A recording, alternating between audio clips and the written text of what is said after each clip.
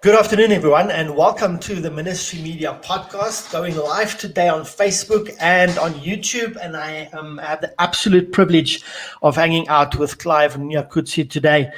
He's the creative director of CFC International and multi-talented, have a lot of media things going on. And I thought it would be valuable for my audience to just learn from him because he's involved in so many things and really getting great results in the ministry world, in the media world, etc. Good morning, Clive. How are you doing this morning?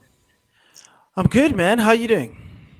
I'm doing well, man. Thank you so much for joining me today. I know it's your day off, and I honor you for your time that you put in today for this. And let's dive right in. Sure. I wanted to invite you to this forum, and like I said to you, I've got a couple of conversations that I want to have with you, various things that I think I myself and many other people can learn from. And so I've already discussed with you how we're going to compartmentalize those discussions. But today, I just want to talk to you and learn from you about the position and you as a media director. Sure. So I wrote down some points here, which I just want the audience to know this is what we want to achieve. I think we can learn from Clive about his role, the creative director in a ministry. And remember that we'll talk about the different levels, the size of the ministry. Do you need a creative director? Those kind of things. I wanna talk to him about peeking behind the curtain. What's it like? What are they dealing with, etc. And just developing a vision for ministries to develop a vision to, there's many in COVID and the pandemic. I think there's many things that surfaced, like, for instance, a creative director that became kind of an important part because of live streaming and an online audience developing in a community, but also things like an online pastor, those kind of things. So we'll discuss those things. Thank you so much, Clive. Let's jump right into it. Can you just, in short, I've got a platform where we teach ministries and we talk about media, and a big part of it is the fact that even pastors with small ministries, like I've got, let's say, 100 people attending. I've got a church of 100 or 250. At every level, we know that the pastor's busy, and like the scriptures say, they should be really focusing on prayer and ministry of the word. So all these things, that technical, creative, and all those kind of things, I think it's a good idea to develop a vision for either a full-time creative director or a creative person that manages all that for you, or to even have a volunteer or a volunteer team, and we'll talk about that as well. Can you just give us an idea in your own words, like not the technical HR definition, but what is a creative director as it relates to ministry? Yeah. So, in short, I think a creative director is someone who manages, someone who pulls through, and someone who maintains the creative identity of the organization while still keeping the organization relevant, while still keeping the organization palatable, and while still keeping the organization marketable. And I know that's a little bit tricky for some people because they're like, well, why should churches be marketable? It's because this COVID season has showed us just why.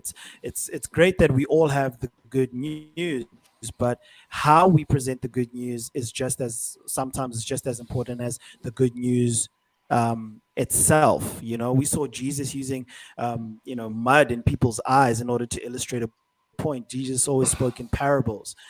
He always found ways to connect with his audience. He always found relevant ways to connect with with the people that were in front of him. And so the question to every church is, how are you going to find a way to tell the story of Jesus, number one, the story of your church, number two, and ultimately get people to buy into that so that they can begin to have their own story within your church. And so the creative director's role is really to creatively help your church tell the story of Jesus, the story of the gospel, in a way that's engaging, in a way that's encouraging, and in a way that's relevant. Awesome. Your position is obviously a very official, it's a high profile position. Does it have to be that in a church, or is it possible just to, for a pastor to affectionately refer to, this is my media guy, this is my creative guy. Because of CSC having such a corporate structure, and not every church necessarily has the structure, the taste for an environment like that. Does it have to be something as official and like that for it to be successful, or that person in that position to be successful? Yeah. So look, I think it grows. I think every church, they've got a media guy. This is the guy, and like especially when we talk to other churches, they're like, "Hey, Clive, I'm going to connect you with our media guy because that's what he does. He's their media Yeah. guy. He does footage, he does photos, he edits the videos, he manages the Facebook page. He's just the media guy. So in that specific context, he's not necessarily a creative director because he's the media guy. He's literally Yes.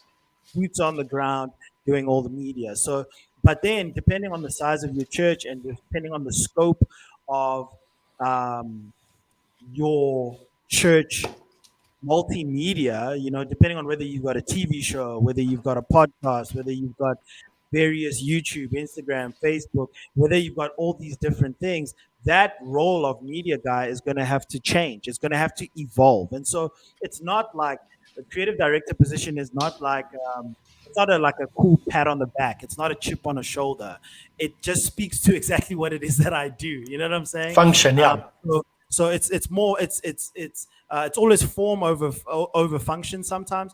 And so what I've come to find is that while there was a time when I used to take photos and edit the photos. I don't do that anymore. While I used to manage the social media for the youth and for the CFC Johannesburg page, I don't do that anymore. We've got someone for that. We've got a senior graphic designer. We've got a senior video editor. We've got a junior video editor. Like as your team grows, the position of whoever that guy is, that'll grow as well, and it'll adapt. So creative director isn't like a cool thing that rolls off the tongue. It's just what I do. I just direct the creative endeavors of the church, and so look, it's also church dependent. If you're like a startup church and you have like 10 people in your church and 2 staff members, and the pastor himself is maybe a creative guy, I don't think there's a problem with him saying, I'm the senior pastor and the creative director for the church. I don't see a problem with that.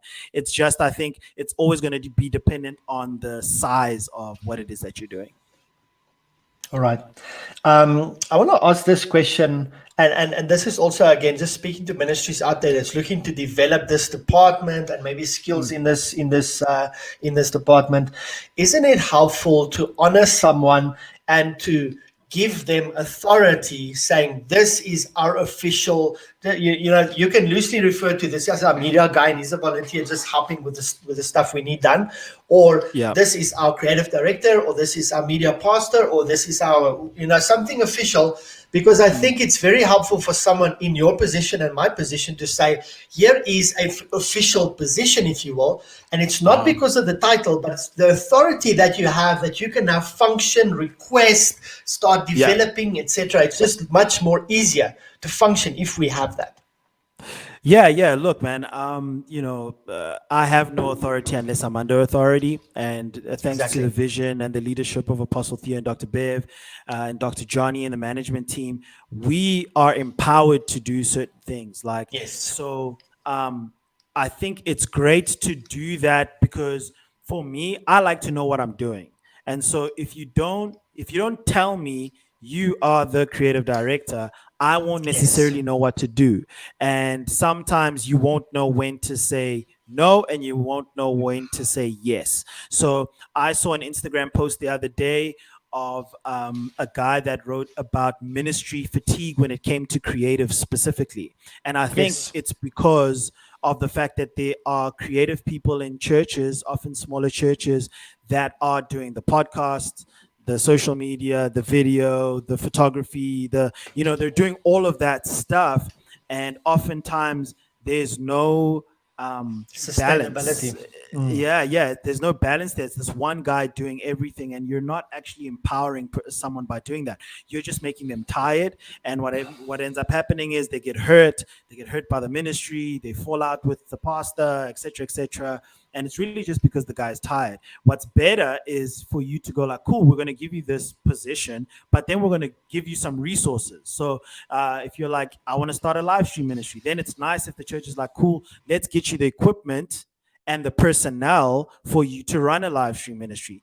Okay, cool. You want to do social media? Fine. Let's get you a good enough camera. Let's get you an Adobe package that you can pay on a monthly basis so that you can edit what you need to edit. Do you see what I'm saying? Like for me, it's more about it's sure, give the person the position, give the person the authority, but also resource the person with what they'll need so that when someone goes like, oh, you're a creative director, that person can confidently go like, yeah, I am. And here's the team and here's the resource that I've been given in order for me to earn a title like that, if that makes sense. Yes.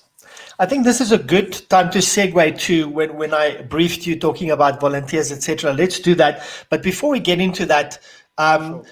Clive, a lot of times in ministry, your creative or media guy not having an official position, a lot of times also uses their own equipment, their own stuff, their own money sometimes too, and it's under the guise of, okay, I'm sewing, I'm giving into that. Let's talk about, is that a healthy environment? Yeah, so I think when you're starting out, bro, when someone is like, I'm just here to serve, right? If this is a startup church, I'm just here to serve. So the church doesn't have a camera right now, but hey, I do. So I don't mind. The church can use my camera and stuff. And so when you go in, if that's really your the intentions of your heart, then I think you'll do that, and you'll do that with a glad heart. I think the problem maybe comes where there is over promising and under delivering. So I think, me personally, any church that is going to start in 2021, I think you need to place an emphasis on what you're going to do social media wise, what you're going to do for live streaming. I just personally think that. And so I think that in terms of your business plan and everything, you should have something in there where you're going to have at least a good enough, even if it's one computer where everything gets done, even if it's one Mac that's going to edit your photos and edit your videos. Like, even if that's it as a line item on your business plan for your church, I think you're going to set yourself quite well. So I think that it becomes unhealthy with creatives that are using all of their own equipment at the church and things like that when because again, it's like tricky, because I believe that you kind of have to pay a person whatever their wage is, specifically when you can. Once the organization starts to be profitable, I think it's fair to like reimburse that person for either like, hey man, we're gonna hire your camera every week. Is it okay if we pay you $200 per weekend for your camera? You know what I mean? I don't think there's I don't think there's anything wrong with doing that. And again, it's only really in where there's a church startup. It's like a small church that just started. I think maybe right from the gate, create a culture where you go like, we're not going to abuse creatives. Like, we're not gonna make people just be like free labor under the guise of serving, because there's a difference. Volunteering, because there's a slight difference, bro. I do think that at some stage, you have to remunerate the person that's kind of responsible for your creative things in the church. Let's say we have a scenario where say, okay, I'm the media guy. I'm bringing my own, I'm bringing my own sound desk. I bring my own camera. I have a vision to help the ministry do this, etc. Do you think it's wise for the ministry to say, okay, thank you, but we're going to develop a vision. We're going to start saving and getting together that eventually the ministry will have their own stuff? The reason why I'm asking you this question is because there's always two risks. One is abuse of the volunteer, and the volunteer burns out or feels unappreciated. There's a lot of things that can go wrong there. So rather not set yourself up for failure in that regard. And the other one is also, there could be offense, or your media guy, which you become so dependent upon, eventually leaves. And there could be lots of reasons: offense, something went wrong. Maybe I'm just evolving. Maybe my season is up. Maybe I'm moving to another country. But now my ministry's been set up with this media presence. All of a sudden, my media guy is not there, and now everything is kind of gone. Yeah. Yeah. Look, again, in 2021, I think that you should be hiring someone who's going to look because, again, people oftentimes follow personalities more than they follow organizations. That's just how it is. So if you're a Wow. pastor that's going to start a ministry, you're going to need someone that's going to manage your personal Instagram page, someone who's going to create little quote graphics for you, someone. So I think that person should be employed. I think you should employ somebody to do that so that there's kind of rules around it. So that if the guy's like, well, my season is ending, then it's like, okay, cool, you got to put in your 30 days notice. You know what I mean? Like there's protections for you once you go, like, we have a full time media person. Once it becomes, we've got this guy who's currently just serving and using all of his own equipment. If that guy gets sick for whatever reason, what are you going to Yeah. do? Like, what are you gonna do? Yes. If anything happens to that guy, what you gonna do? So I think, and again, if you're in a position where you're like, okay, maybe I can't afford someone, then I'm saying, okay, pastor, empower yourself. There's like so many tools out. You don't have to be a graphic designer from AFTA or a video editor that studied at AFTA in order for you to just know how to make it. You can go to Canva. You can go to on Canva. Canva makes free graphics. They do video intros. Like it's so basic. Like anybody can do it. And I think rather as the pastor, if you're going like, I can't employ someone right now, or I can't pay someone for like that, they're renting their equipment to us, then let me try figure it out on my own. Let me try empower myself then so that I don't run into those issues a little further down the line. So yeah, I think depending on one person is like it's hectic, and maybe for some people, there's a grace for that, and the guy never gets sick. He's just a super healthy guy, because usually the creative guys are very young dudes. Yes. Got Right, a lot of will and chutzpah, and they can get around or whatever. And so oftentimes that guy is always available. But I think there is a slight danger in that. I think there's always going to be a slight danger in having the one of the biggest influences as to how your church is going to grow and how people are going to see your church, that being media, having that all dependent on one person, and you as a pastor don't have the logins for your SoundCloud or the logins for your YouTube, don't know how YouTube works, don't know how YouTube comments work. Like that's a dangerous place to be. It's a very dangerous place to be. And I think you either have to empower yourself, or you have to find someone that you can remunerate somehow. Like even if it's like, yo man, we'll send you to study. We'll let you do a Shaw Academy class, and we as the church will pay for that, so that you can have some sort of online qualification for what you've done. I think that's cool. But to go like, hey, we're just gonna watch this guy work himself dead, right before our eyes, I don't think that's a good way of thinking, man. Yeah. Just a segue for everyone watching. Canva has a non-profit thing that they give. So if you're a church, you can apply for a non-profit, and then they'll give you a pro account for free. So that is available for those that are watching. Before I go into developing the team, which I think is a very important conversation, Clive, if I have someone working and being faithful in serving, so they're not really full-time, like they're not at the office the whole week, but they are involved. I know they are at home doing creative stuff, editing, maybe doing graphics, all those kind of, I know they're doing those kind of things. Do you think secure that guy with a salary and trust God for that, or do you think a stipend is better until we can make it more official and we can get our corporate structure ready? Yeah, there's ways around that. So what you could do is you could go like, hey man, maybe I can't pay your salary right now, but this is what I will do. We will have a church Adobe account that's like $50 a month, but you can use it for your own personal stuff. You can go onto that like Adobe, you can do business. You can use it and do your run a little business on the side, but we as the church will pay off that Adobe account. Like you could do stuff like that. Okay. You can go like, we'll have a church Video Hive account. Or an Envato account where you go on and you find video templates and audio and copyright-free content. We as a church will pay for that. It's the church one, but because we're not paying you, you can use it personally. I think that's a cool way to pay someone without really paying someone, because you're still kind of empowering the person. But I do think first prize is maybe like going, especially if it's like an equipment thing, like rent that person's equipment. Like go like, Yeah. hey dude, we'll rent your camera on Sundays. I think that might be the best way to go. But then again, there is a school of thought that goes, when it comes to the services specifically on a Sunday, that can be more of a volunteering serving position kind of thing, Yeah. but it's more the day-to-day Monday to Saturday where I'm going, I think that guy needs to be compensated somehow. I'm a strange person. I think there's more honor and blessing in the serving and volunteering part than saying, okay, I'm not on church staff and I'm getting a salary. Yeah, Okay. I just think that so I don't know what your thoughts are, but I think the serving part, yes, there's taking care of the equipment. Let's not talk about that, but just Yeah. being I don't know what your thoughts are on that.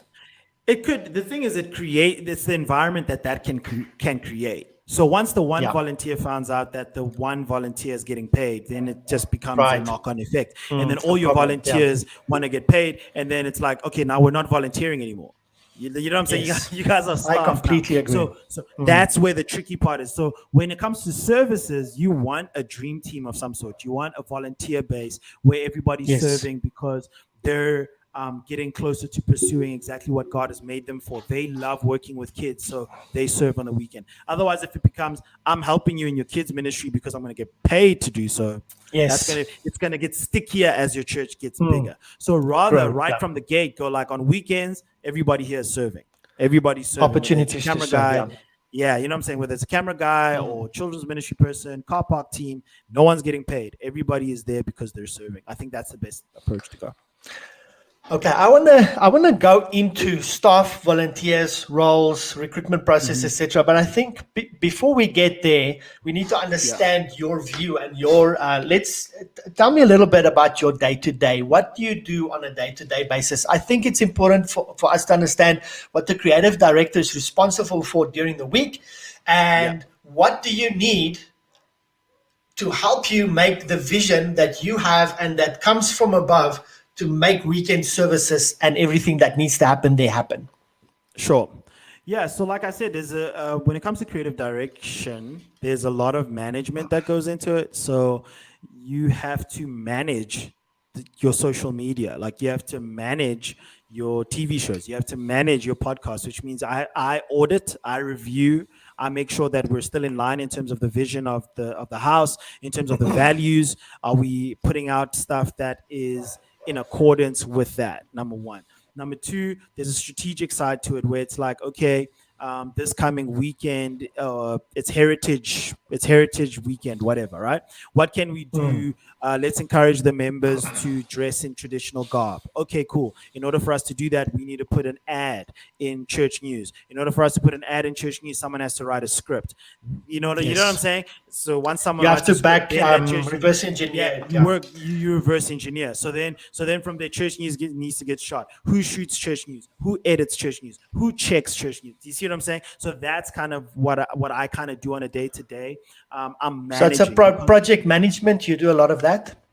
It's a little bit of that, yeah. So because our church is so big, and even in terms of our staff complement and the different departments, you need some sort of a process that allows people to request things. Otherwise, your media department will never sleep. Like your media department will be working till the wee hours of the morning. So you need a process that'll help departments log requests with you. So we have a job log process on a Monday where departments at the church, they log a job. So they go like, hey, we would like this graphic for social media.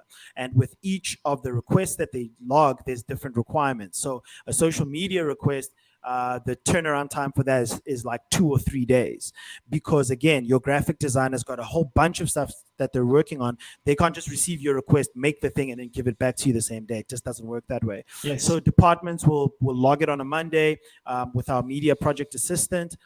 that person will receive it, make sure that all the information is there. Okay, cool. This department A would like a graphic to advertise baby dedication, and these are the details of baby dedication: where, what, who, why, etc. Those are kind of the things that they need to do. Then we have a form for video. So like if a department wants a promotional AV, they can log that as well. It gets logged on a different form, and then on that form you give us all the details: when is it happening, where is it happening, how much is it, etc., etc. If there's a script, you put the script on there. And then for those requests, we require 2 weeks to create that, because it takes slightly longer for you to put together that promotional whatever it is, right? And so that's kind of what happens on a Monday. We receive all of those requests and we start giving them to the relevant team members, and then from there on, my position is to work with our project media assistant to ensure that we're not missing deadlines, to ensure that we're giving feedback to each of these departments. Hey, this is how far we are with your graphic, this is how far we are with your video, etc., etc. And so that's one part of what it is that I do. Then the other part of what I do is some forecasting. So we sit on a Monday, we have a meeting with Dr. Johnny and the management team and other members of the staff, and we discuss the weekend that's gone by, and we say, hey, what do we do right? What can we do much better? What did we get wrong per se? We discuss everything from live stream to the videos to the different venues. As you know, we've got 6 venues now. How was the experience in each of those venues? And then from there, we look at the weekend to come. Okay, cool. This coming weekend, this is the person that's preaching. This is the person that's doing tithes and offerings. This is the person that's hosting the weekend. For the person that's preaching in the evening, do they have any special elements? Are they bringing the band on halfway through their message? Is there going to be a giraffe that's going to walk across the stage? Like all of that stuff, we have to figure that stuff out, and we have to forecast a little bit. And then we discuss, okay, what's going to be in church news for the week, right? What have you received? And then we go through those announcements. We received this, that, and the other. So those are the 5 things that'll be in the church news segment. And then we'll, with Dr. Johnny's direction, those will get approved then to say, yes, those announcements are fine. And then from there, between that meeting on a Monday and Thursday, I'm ensuring that our media teams are working and actioning those things. Currently, I'm writing all of the church news scripts. So I get the information from the department, and then I write the church news script. And the reason why I do that is because, again, as part of my creative director duties, it's my responsibility to check for common language in everything that we do. So we need to always speak the same language. And so departments can bring their scripts, but because maybe the department, they're not advertising people, they're not marketing people, so maybe the language that they use is, someone could be like, get your baby baptized, or get your baby dedicated, or you don't know where they'll end up. And we're like, okay, no, that's not a good thing to say. You can't say that, like we don't like, so we, and I'm not saying that's what happens, it's just those are the things that I'm always looking out for. So I have to manage that and make sure that the common language that is spoken in our church news, etc., is right. So I'll write the script. Then on a Tuesday, church news will be shot by our video team. Wednesday it gets edited. And then on Thursday, we have a dry run. Well, we have a pre-dry run. We have a pre-dry run where we go through the service again with everybody that's involved. And then we play church news on a Thursday. Play the church news. Everybody has a look at church news. We listen to what it sounds like in the auditorium. Are there any sound issues? Are there any video issues? Are there any strapping issues, lower third issues, whatever? Discuss it in that meeting. And once again, reiterate, hey, this is what we're doing this weekend. Like for when it comes to services, you can never over communicate. I just prefer to make sure everybody knows, just so that no one is guessing and assuming. And so that's then a Thursday, everything gets approved. And then I'm back at the church on a Saturday for our proper dry run, where we'll do the dry run with a band.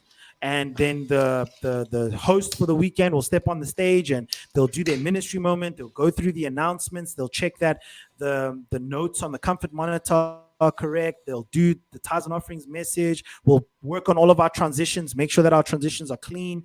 And I'm kind of there to oversee all of that.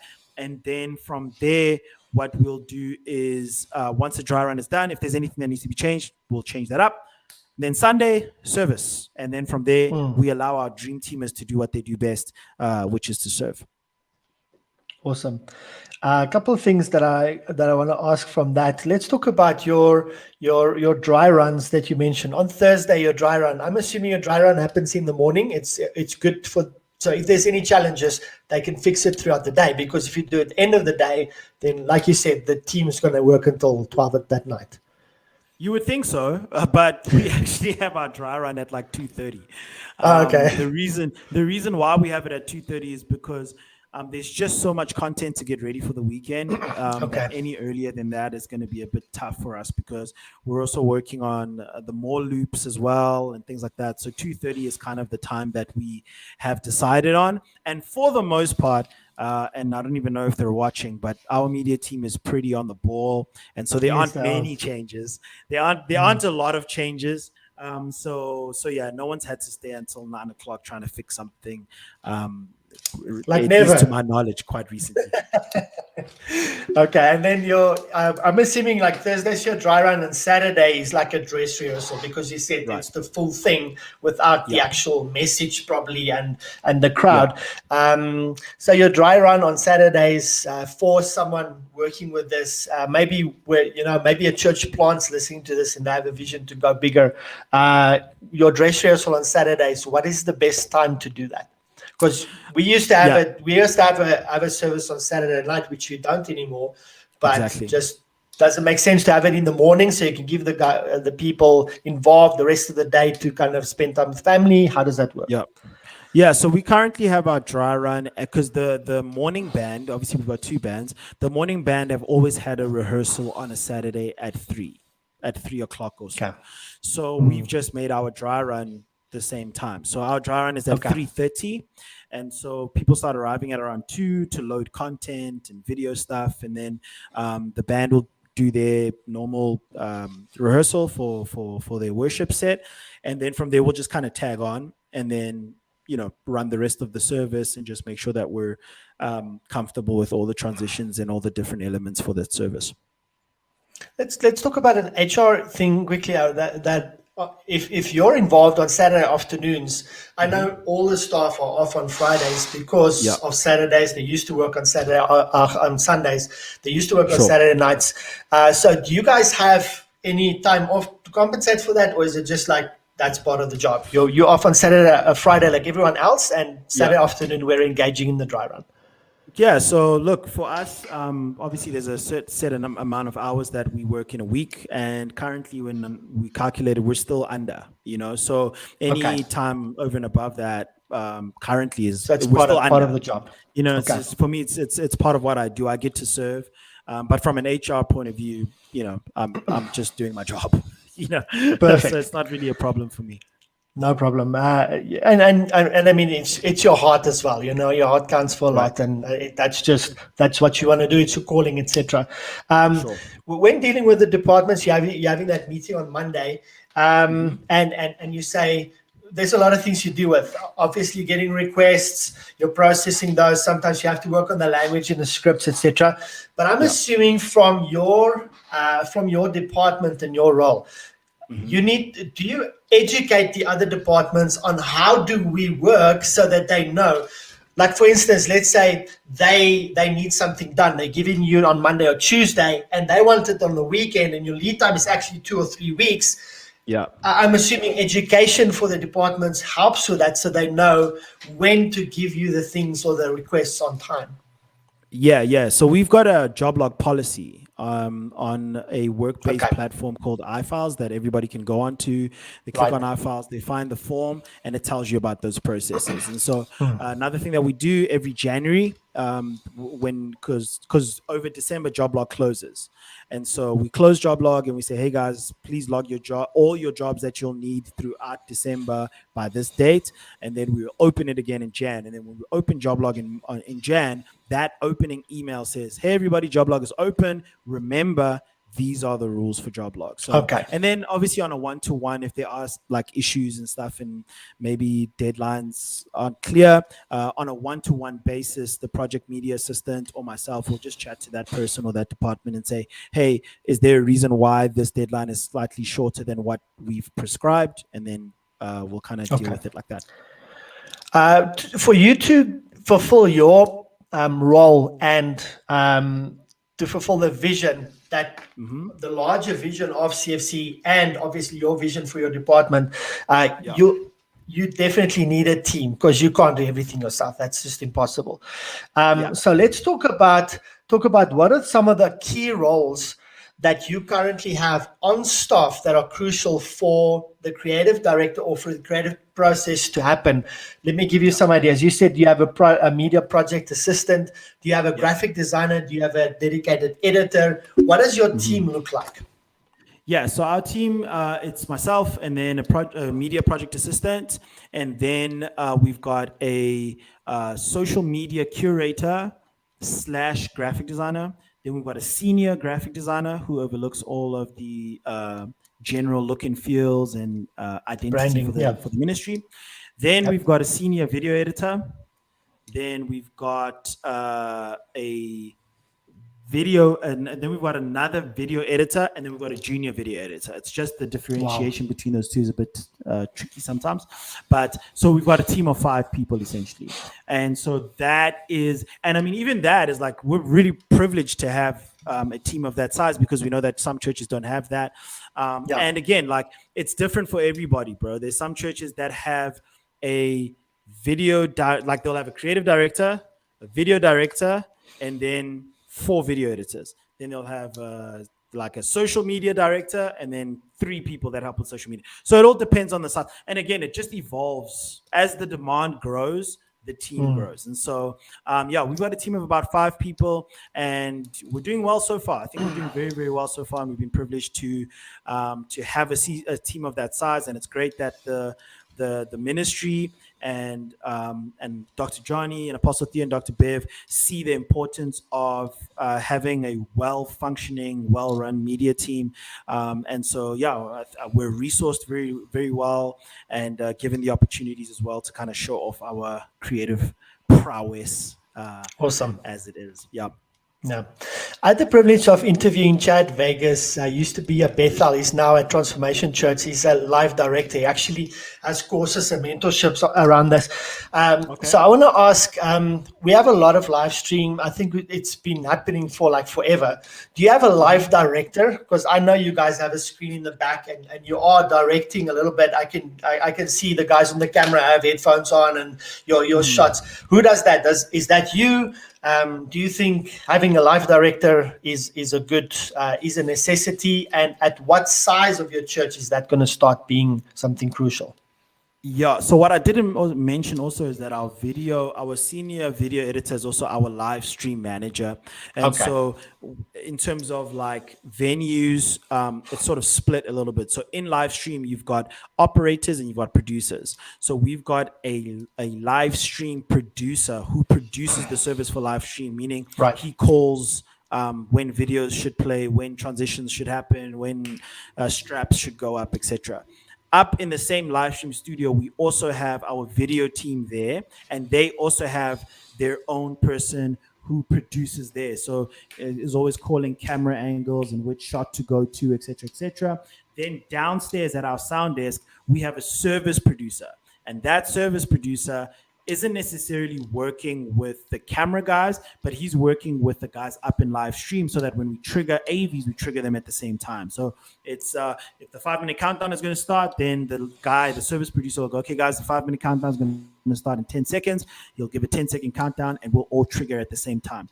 That service producer or live director is also then responsible for lights, making sure that the lights are the right setting when the speaker walks on, making sure that lights aren't in people's eyes, making sure that when we do cue the videos that the lights do transition and go down. And so it's not necessarily a live director, but we'd rather call them a service producer for us. Yeah.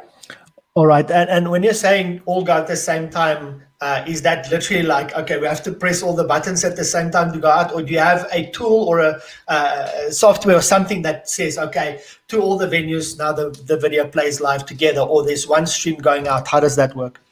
So currently with our DMX system that we use at the church for the other venues, so in terms of the video content that the theater, the Dr. Bev, the Sheila Palmer, the Dr. Theo, and the Growth Track venue Actually, not the growth track venue, but these 4 over here.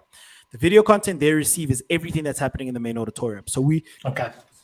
we have a switcher where we literally, when we're about to play a video, we go, okay, 3, 2, 1. The operator clicks on the video, and then we've got another operator at the sound desk who switches. And then up at live stream, they've just got someone who just clicks a button as well. So it's literally all just a button at the same time, and then everything kind of switches over. All right. So in terms of staff, what is your long-term vision in terms of growing that? Is that there anything that you're looking to develop in the next 6 months or year in terms of your department's vision? And when you're getting new staff in, what is the recruitment process? I know that if a church wants to get a new person on board, going on social media, official letters, internal communication happens and saying, this is now a new job position that's opened up in the media department, apply this way, etc., etc. Yeah, so I've always got my eyes on where. So always just scouting new talent. Yeah, you know what I'm saying? I've got my eyes on like where marketing is going. Okay. So I'm looking at like VR and virtual reality and what that means for the church, and things like AI, which I know people are like, you can't say that, you know, like, but those things are tools that we can use. I'm sure there was a time where there were pastors that are like, I hate Facebook. I can't stand Facebook. I don't have Facebook. But now you need Facebook. Like you can't do it without it. Like if you're going to get your message out there, you need Facebook. And so I think at some point I want to start looking at seeing how we as a church would be able to delve a little bit into like virtual reality type stuff, and seeing how we can benefit from that.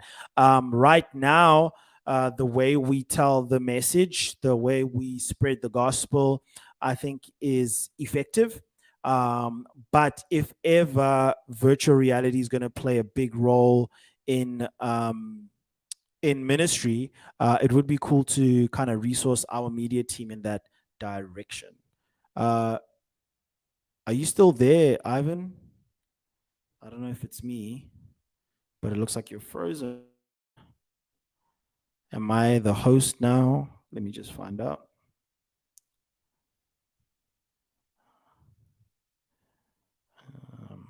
I don't know if someone can maybe let me know in the comments if all is well. Ooh, hello everybody. I guess I'm hosting the show. I guess I'm hosting the show now. So I don't know what I can talk about now. Okay, he says, Ivan says he'll be back now. Ivan says he'll be back now. He's having some internet issues. So welcome to Ministry Media. I'm very curious to hear from some of the churches maybe that are connected with Ivan and everything that he does. So if you have any questions, feel free to put them in the chat. I know that there is a chat section. And so I would love to answer any sort of questions around your church and currently what you're doing in terms of media, social media, and some of your marketing. I think that would be a really, really cool thing to do. If you are looking to get in touch with me, you can follow me on Instagram, Clive Nyakudzi on Instagram, or at Clive Nyakudzi on Instagram. Same thing goes for Twitter, but I'll let you know right now that my Twitter is used solely for Manchester United Football Club. So you won't get much ministry information on my Twitter account, but you can follow me on Instagram. I'd love to connect with you there as well. I think Ivan is still gonna hop on, but I am very glad to host the show in his absence right now, and let you guys know that whatever type of ministry or church you're with, that you're doing a great job, especially all the media people that might be watching out there. You're doing a fantastic job, and I want to encourage you to keep being faithful, to keep being a breath of fresh air for your pastor. I know that sometimes it just feels like there are more requests than there are maybe praises for what you do, but I promise you that your church leadership and your pastor is so appreciative of everything that you do. So to the church media person out there watching this, keep going, keep doing what you're doing. The Lord sees it, and the Lord will honor it. Okay, let me see. Ivan says he's going to go mobile, so I'm assuming he's going to go on his phone. While he does that, maybe I can pump some of my own personal stuff. So while Ivan is not here, let me pump some of my own personal endeavors that that are happening. My wife and I just hit 1,000 subscribers on our YouTube channel, Clive and Robin on YouTube. So won't you go ahead and join the channel? We'd love to have you on there and hear from you. It's not necessarily a ministry-based channel. It's just the two of us kind of living life and having fun. So if you would go on there, Clive and Robin. I wonder if I can put it in the chat. Clive and Robin on YouTube. We've just put out a new video now at around 12 o'clock of us hitting 1,000 subscribers, and also of the drive-through graduation that we had at the church last week. Ivan's back. How's it, bro? How are you, man? Thank you so much. Yeah, we just had the internet's gone and now it's back. So let's get going. Thank you for keeping going. That was a good test for me, because it shows that even though I'm the host, things can keep on going when I'm not there. So thanks for that. Awesome, bro. No problem. we know we were talking about team recruitment process. How many volunteers do you need, and what do they need to do? Because we know, even a big church doesn't have infinite resources and can't, appoint like 10 or 12 people in this department. So we were talking about the dream team, and as I mentioned, I sent you a voice note before, just prepping for the show. Our dream team development or recruitment process is the growth track process, which comes from Church of the Highland. They've got an ARC model which they teach and helps churches just to empower their members to be part of the vision, etc.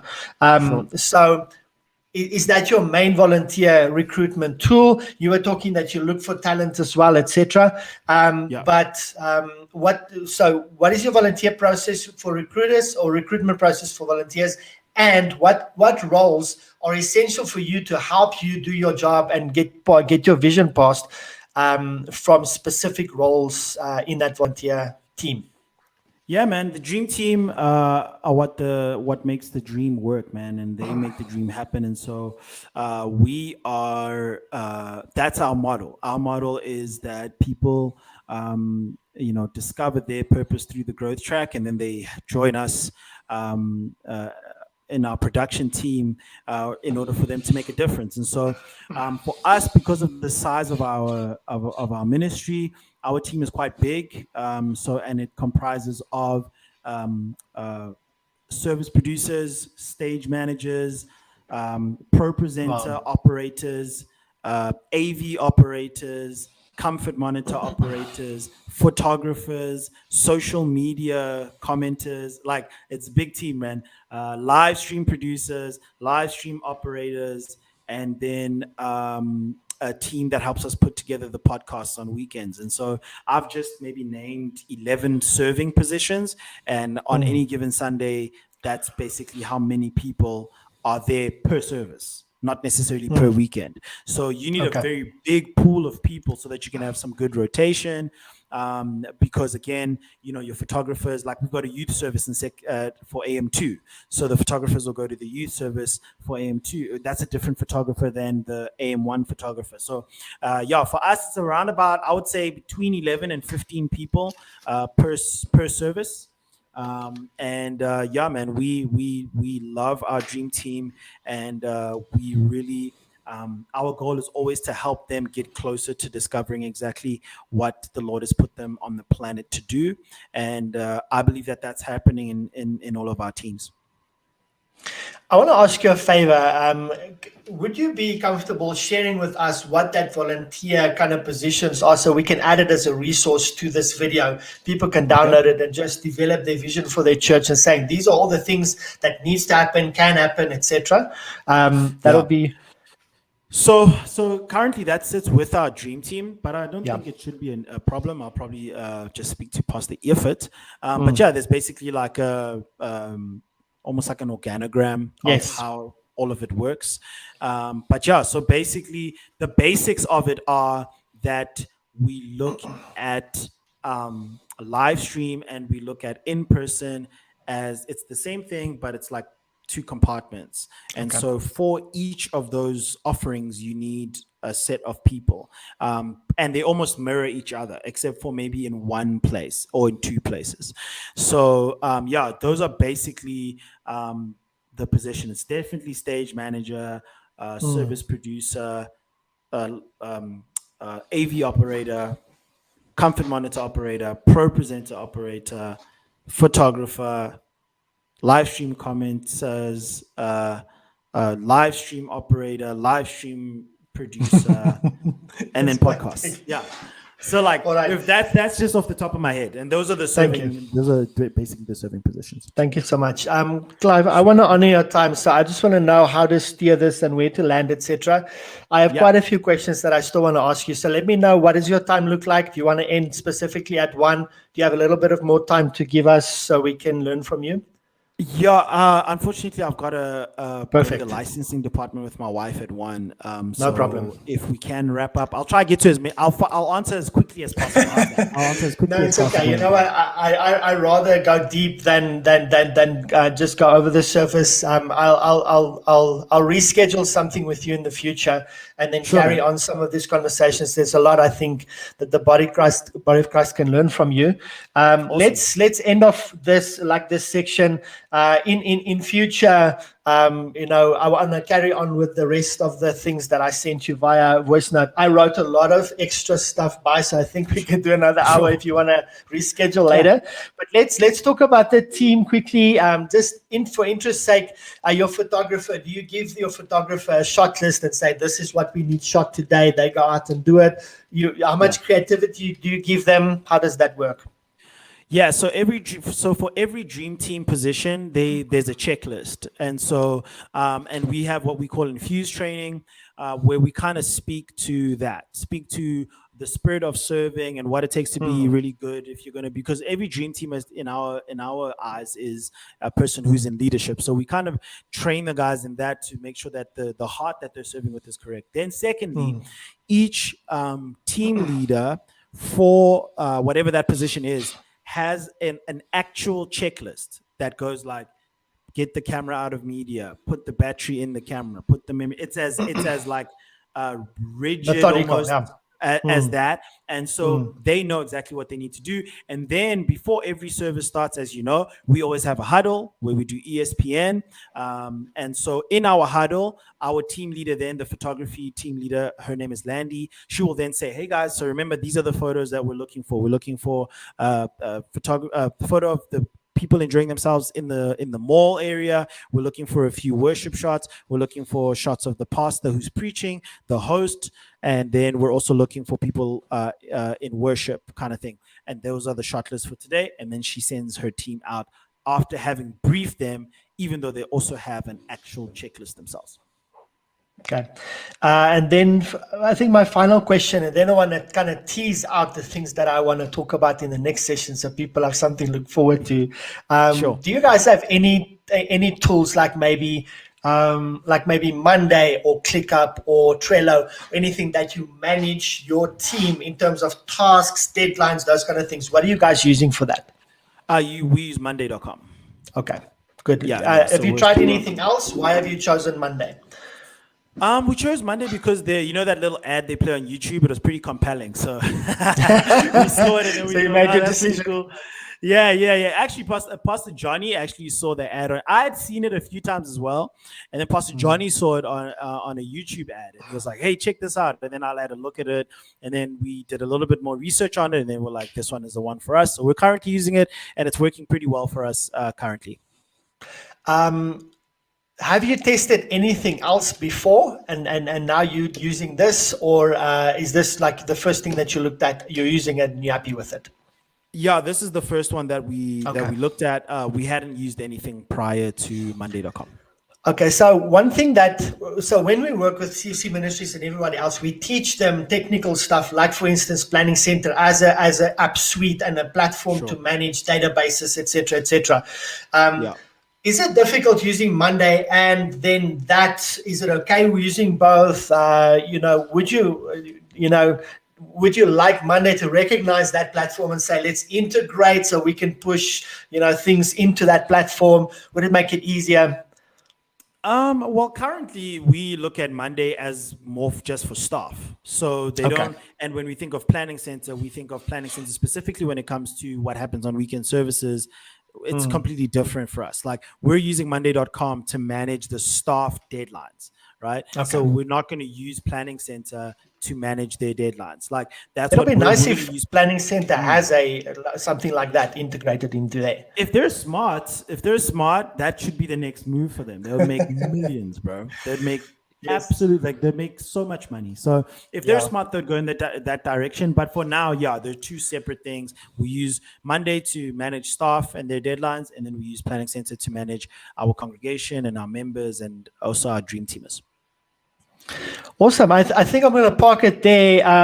Something that if you're watching this and even in the replay, here are some things that I want to ask Clive in the next session, because I think this discussion is definitely not finished. I want to go very technical with a lot of the things, but I want to specifically, Clive, share some COVID stories, like for instance, live stream, the quick response that you guys had. What was involved with that? Did you guys have a big meeting?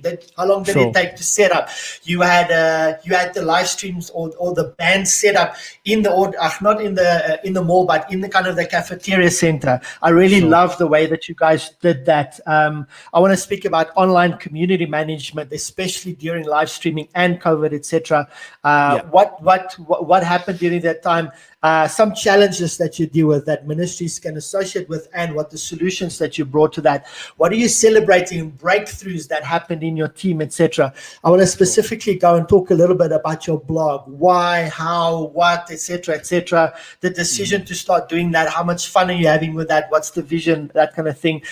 Because I think that can segue to a ministry individual's personal platforms, which I think is also crucial to the larger vision at the end of the day. I want to talk about burnout and overwhelm and managing that relationship and expectations. I want to talk about creative, which we haven't touched at all. And then just communication. I think that's also going to be a good conversation. So I'll reconnect with you. Besides that, which is an extension or a part 2 of this, I want to talk to Clive about online community management. That's a big part of it. I think we can really go deep in.